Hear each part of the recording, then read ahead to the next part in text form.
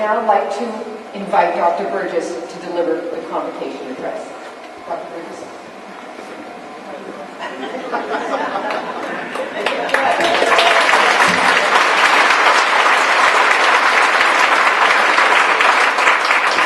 It sounds weird to me too.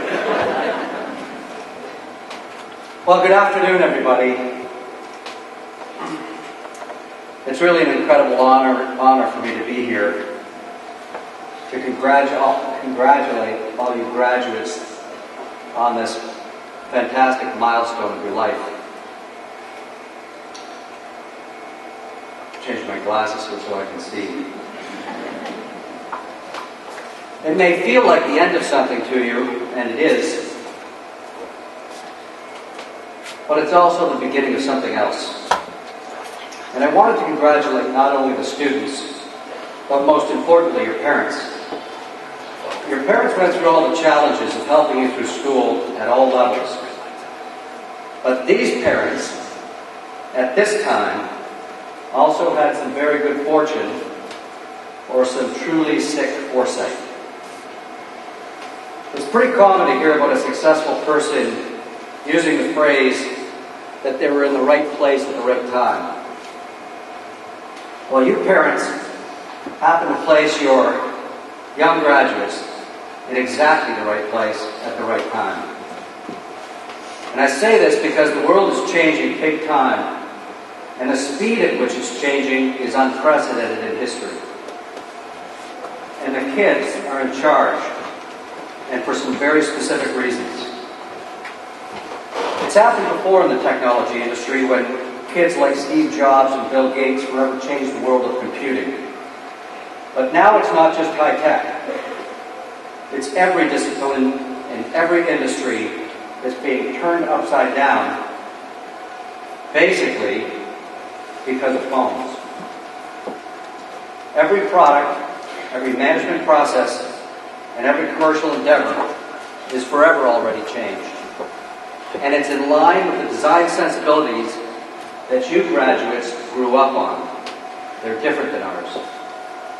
You youngsters are going to blow away the existing management hierarchy. You have cars, and the existing management has horses. The way this generation does digital is so different from older generations, it doesn't even look the same. I'm sure every family's had the same discussions many times around the dinner table about texting, where the parents don't want their kids on the phone because they want to interact and connect. Only to have their confused child look at them and say, "But I am interacting and connecting." This way of connecting and interacting is becoming the way organizations get managed. It's not just social. So people who grew up in it are miles ahead of those who didn't. So we all have images and vignettes in our mind. People older than 40 or 50 call them memories. And you guys have some too. But yours are now digitally enhanced. As you chronicle your lives, sharing photography and videos and everything via social media. It's never been done before. It's going to be fascinating to see what the result of that history is, for good and for bad. But that genie is out of the bottle. It's not a fad. It's a fundamental change in the way humans interact with each other and their memories. So I have one such vignette in my mind that I'd like to share. So I graduated in '79 from Commerce, but I only spent 2 years here. I passed on Western Business School and came to Mac. I didn't know many people here, but fell in with a little kind of cult of accountants out of Sarnia and Port Colborne. Some of my buddies are here. Some I haven't seen since '79. We did assignments together, but we also played poker and went to Ramones concerts and so on. And then we all went our own ways. And we had families, had kids and so on. Then about 12 years ago, we invited them all up to Muskoka for a reunion. One of the boys at that reunion is here, graduating with his MBA today. Trevor Simpson would have been around 12 just starting to grow. And if the apple doesn't fall far from the tree, I'm sure some of you know him. I only met this boy once or twice, but I have an incredibly vivid video memory of him on that trip. We took them tubing at a very high speed, and Trevor wouldn't sit down. He'd figured out a way to hang onto the rope and stand on the tube. So all us adults were all on the boat, yelling at him to sit down. And he wouldn't. What he yelled back was, "I feel the need for speed." So there are two great things here. First, learning to ignore authority at a young age is always good. And secondly, from a business standpoint, "I feel the need for speed" turned out to be prescient words to pass back to you. It used to take 40 years to wreck a company, and God knows there are many examples. Kodak famously invented digital photography and didn't commercialize it because of the dependence on profits from selling film. Sony was the leader in all these explosive new markets that we're seeing today and squandered their leadership. I remember a talk during which Martha Stewart, from the audience, asked the CEO of Sony why she had a different power supply for every Sony product. The CEO replied that he knew the answer, but it wasn't going to be satisfying.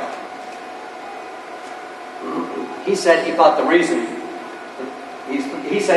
reason was that the power supplies were profit centers for each of the divisions.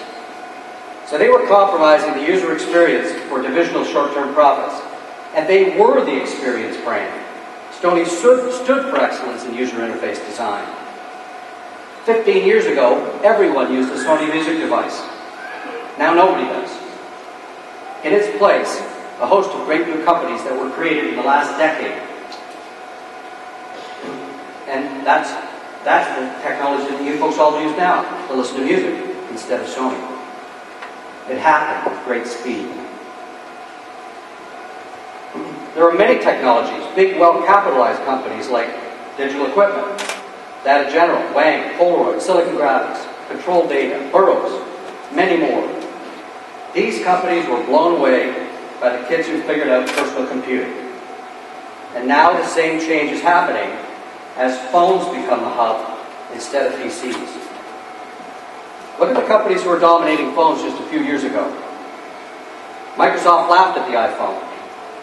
And Nokia watched it all occur while sticking to their clamshell strategy, ignoring smartphone computers for just a few years. Meanwhile, all the customers' revenue and profits went to Apple, Samsung, and Google.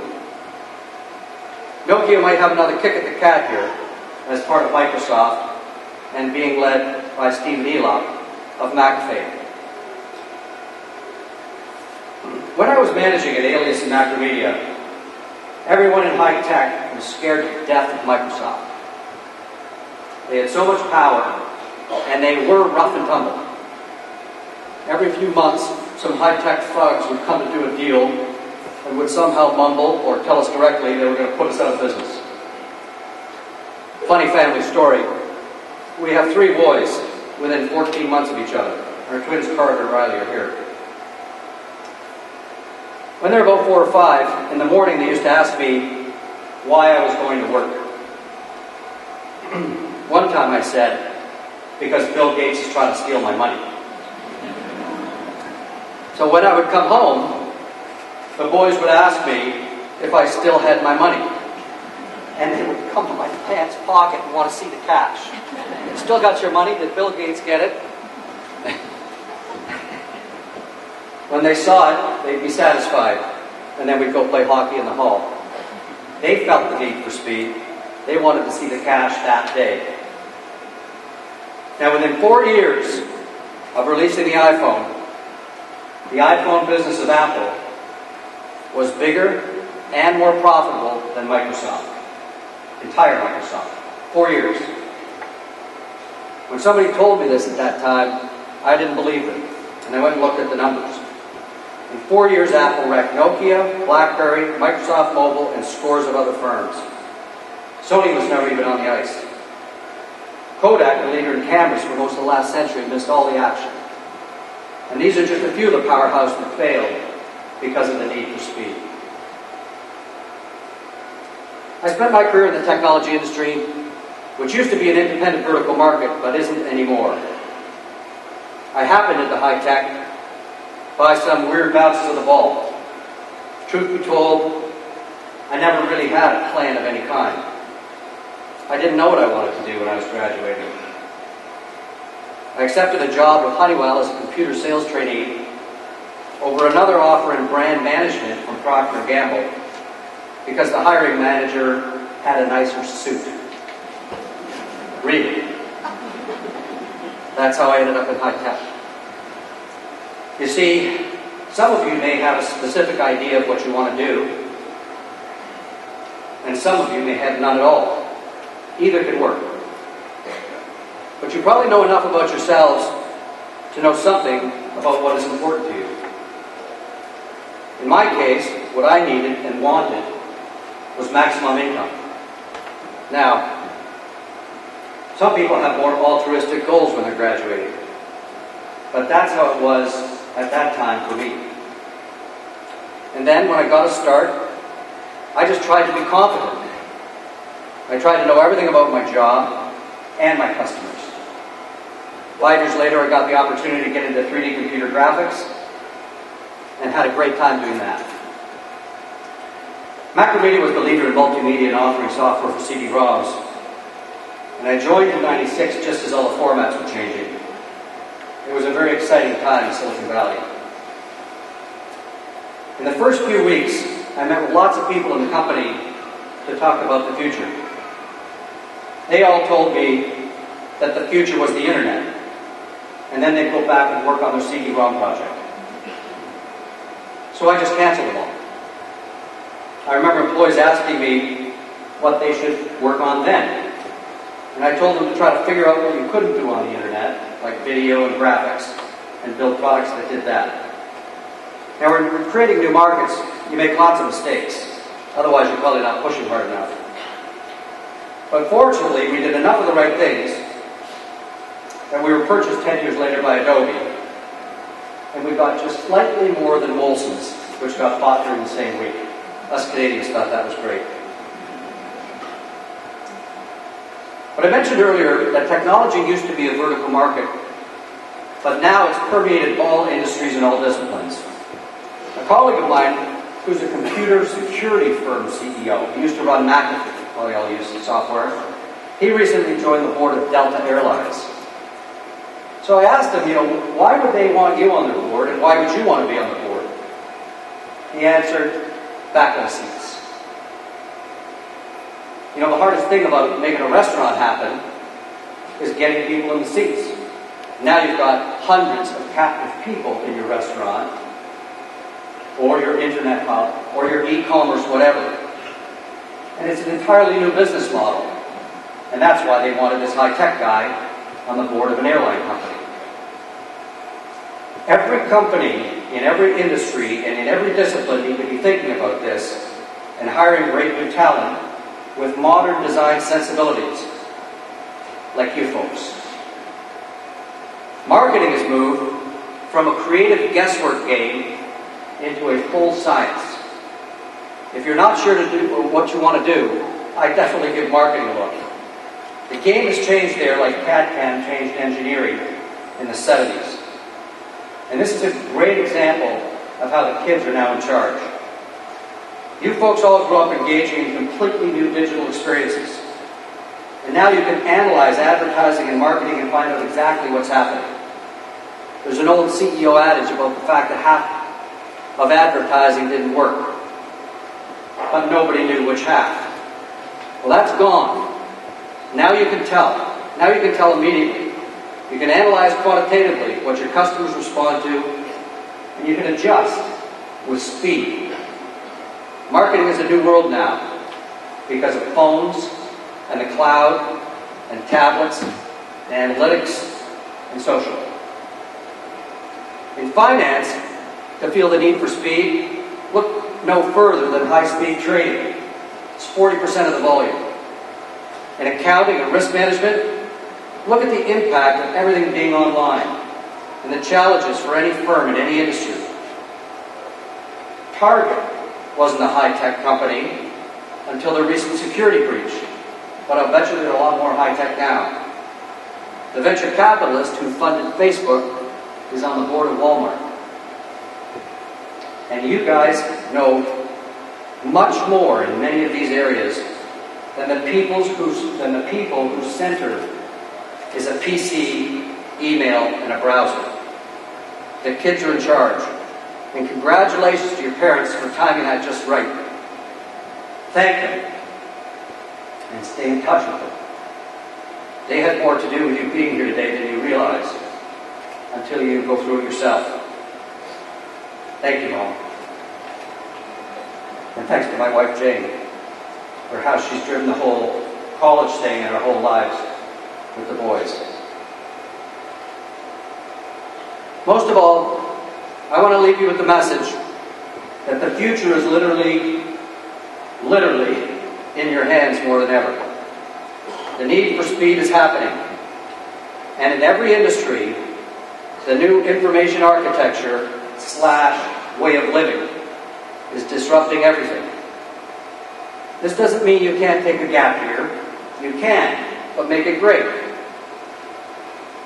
This is about the fact that everything in the international, corporate, education, and philanthropic world has to be rebuilt to compete. And you, ladies and gentlemen, are in position A. When you get a spot, feel the need for speed. You have the advantage. Be very, very confident and prosper. And good luck to all of you. And thank you.